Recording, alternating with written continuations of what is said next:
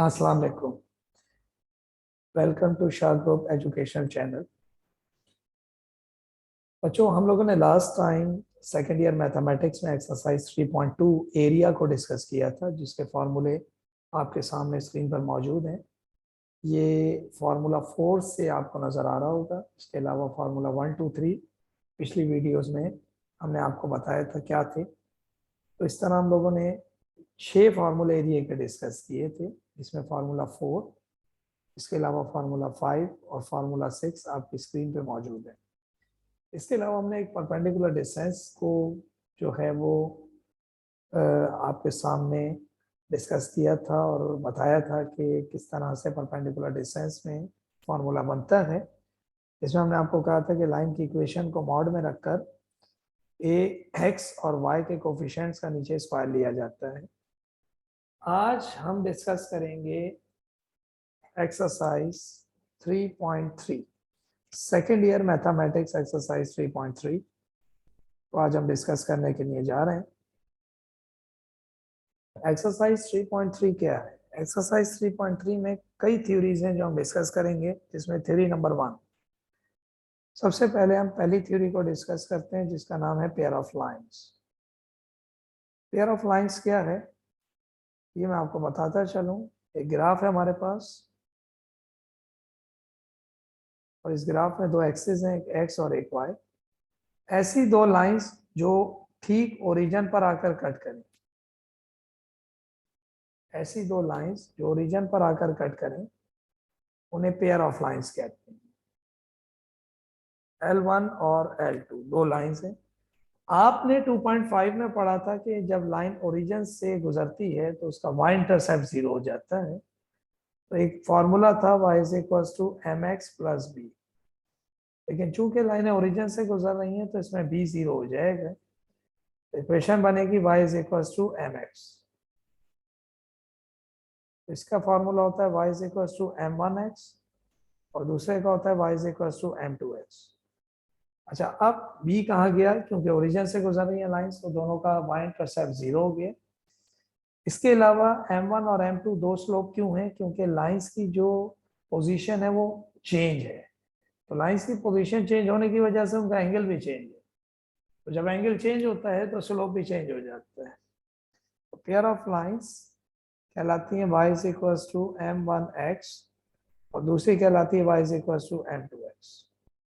ये दो लाइंस हैं। इसके अलावा इसका दूसरा फार्मूला है, इसका नाम होता है pair of lines. Pair of lines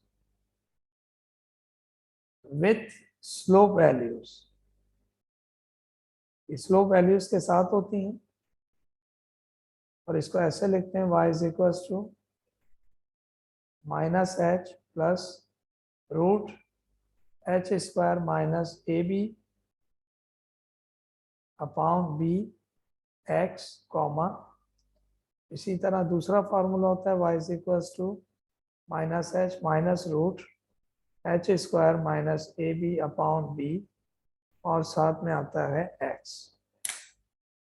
तो ये जो प्लस वाला फार्मूला ये m1 का होता है और माइनस वाला फार्मूला m2 का होता है। तो जो दो लाइनें ओरिजिन पे कट करती हैं उनकी स्लोप वैल्यूज ये होती हैं। ये बाकायदा ड्राइव की हुई वैल्यूज हैं। ये एक थ्योरी के तहत ड्राइव की गई हैं।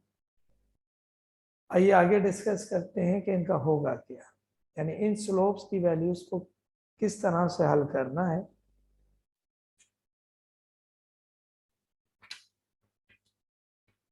तो हम आपको बताते चलें कि पेयर ऑफ लाइंस के जो स्लोप होते हैं,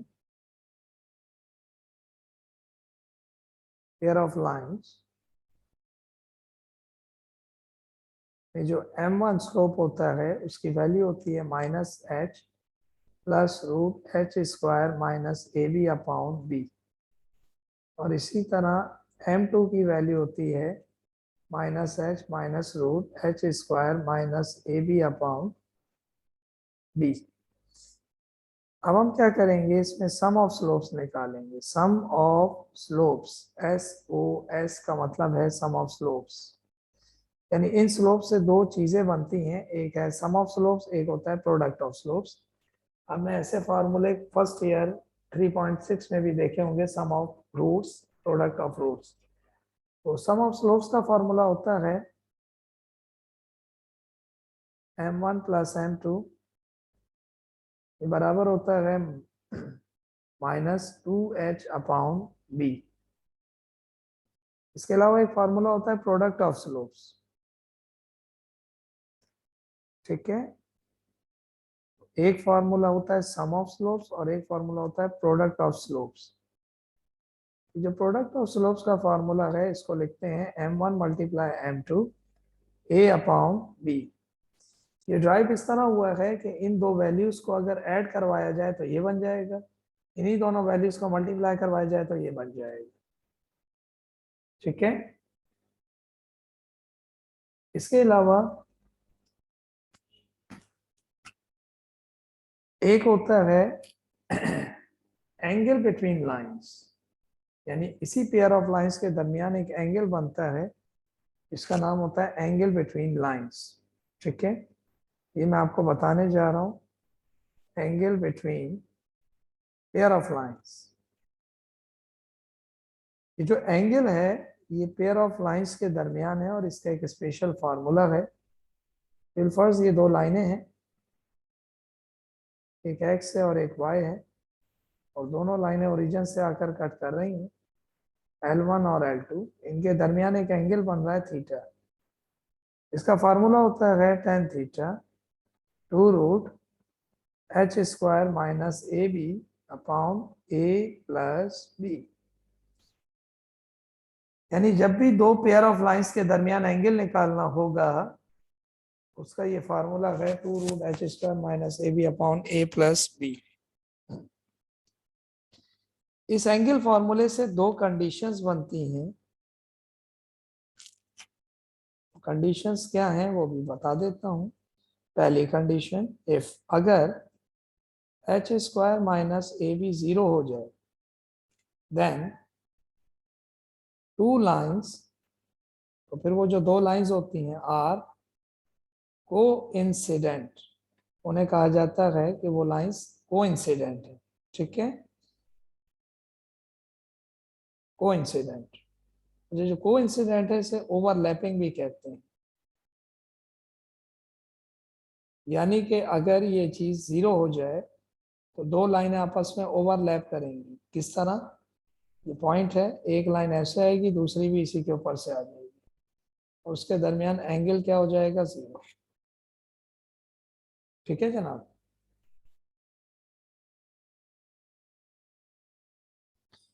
दरअसल ये वैल्यू जब हम इसमें डालेंगे तो ये 0 2 से मल्टीप्लाई होकर 0 हो जाएगा, फिर 0 a प्लस बी से डिवाइड होकर 0 हो जाएगा, और फिर tan का इन्वर्स करेंगे तो 0 आएगा। इसी तरह दूसरी कंडीशन ये होती है कि if a plus b is equals to 0 then two lines are perpendicular।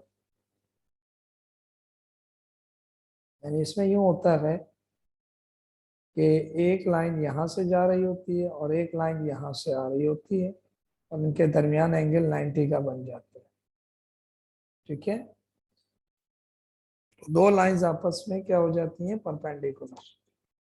ये ऐसे होता है कि a प्लस बी 0 है, जब हम इसको यहाँ डालेंगे तो कोई भी वैल्यू 0 से डिवाइड इन्फिनिटी बना देगा, और जब हम उसका इन्वर्स लेंगे तो tan इनवर्स इन्फिनिटी 90 होता है। इस तरह ये एंगल से दो कंडीशंस बनती हैं। यानी अगर एंगल के फॉर्मूले में ऊपर की वैल्यू को 0 कर दिया जाए तो एंगल 0 आएगा, और नीचे की वैल्यू को 0 कर दिया जाए तो एंगल परपेंडिकुलर 90 आएगा। यहां तक कर लेने के बाद अब हम डिस्कस करते हैं एक नई थ्योरी जिसका नाम है pair of lines. Pair of lines तो हमने पढ़ ली है, इसका नाम है combined equation of pair of lines. Combined equation of pair of lines.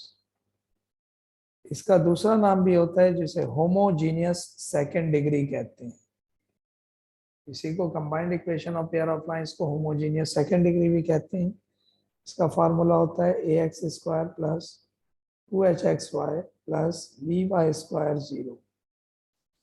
इसमें जो a होता है ये कहलाता है कोफिशिएंट ऑफ x²। b जो है ये कहलाता है कोफिशिएंट ऑफ y²। और 2h जो है वो कहलाता है कोफिशिएंट ऑफ xy, प्रोडक्ट का कोफिशिएंट। 3 कोफिशिएंट होते हैं। एक होता है कोफिशिएंट ऑफ x², एक होता है कोफिशिएंट ऑफ y² और एक होता है कोफिशिएंट ऑफ xy जिसे 2h कहते हैं। इनसे एक थ्योरी बनाई गई जिसका नाम है नेचर ऑफ रूट्स। ये बेसिकली नेचर ऑफ लाइंस को रिप्रेजेंट करता है, यानी लाइंस किस नौयत की हैं वो बताता है, तो इसे नेचर ऑफ लाइंस के नाम से जाना जाता है। एक थ्योरी है जिसका नाम है nature of lines. Nature of lines का फार्मूला होता है h² माइनस ab और इसके अंदर भी 3 पॉसिबिलिटीज हैं। नंबर 1, इफ अगर h² माइनस ab 0 के बराबर हो जाए देन 2 लाइंस, तो फिर जो 2 लाइनें हैं आर कोइंसिडेंट। ये बात मैंने अभी आपको बताई भी थी। इसके अलावा अगर यही वैल्यू 0 से बड़ी हो जाए तो फिर ये कहलाता है then 2 lines are real and distinct. ये लाइंस की नौयत है, ठीक है, डिस्टिंक्ट। ये डिस्टिंक्ट के नाम से जाना जाता है।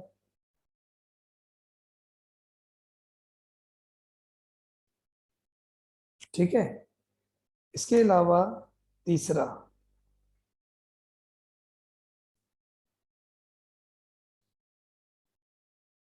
ये है कि अगर यही वैल्यू लेस देन 0 हो जाए then 2 lines are imaginary.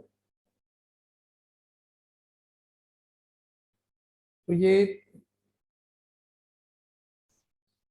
3 conditions होती हैं नेचर ऑफ लाइंस की। अगर h² माइनस ab 0 हो जाए तो lines coincident, greater than 0 real and distinct, और यही लेस देन 0 हो जाए तो इमेजिनरी। यहाँ पर मैंने आपको चैप्टर नंबर 3 एक्सरसाइज 3.3 की तमाम थ्योरीज के बारे में बताया। इसी तरह हम नेक्स्ट वीडियो में एक नए टॉपिक के साथ हाजिर होंगे।